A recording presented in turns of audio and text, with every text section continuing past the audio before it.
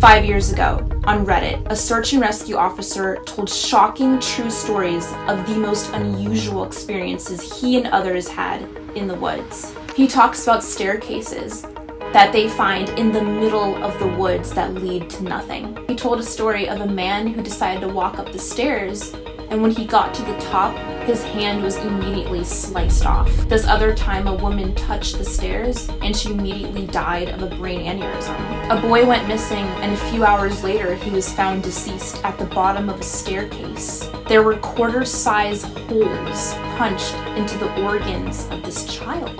This mountain climber was climbing a peak, and when he reached the top, there was a man standing there with a parka on. When the man turned around, he had no face. Search and rescue dogs even have very unusual behavior. They track a scent to the middle of a field and stop. Sometimes they track a scent to the bottom of a cliff. How does a child ascend up an extremely treacherous cliff?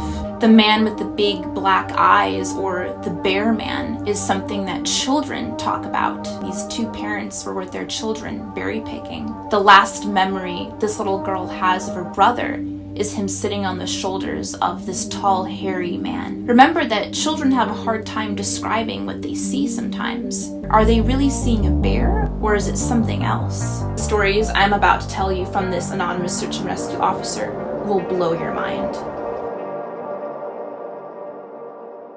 The search and rescue officer talks about a time these two parents were with their children berry picking.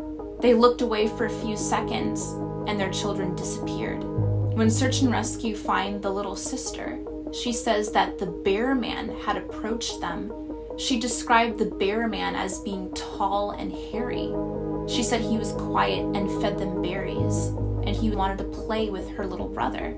The last memory this little girl has of her brother is him sitting on the shoulders of this tall, hairy man. He walks off into the woods, and the brother is never seen again.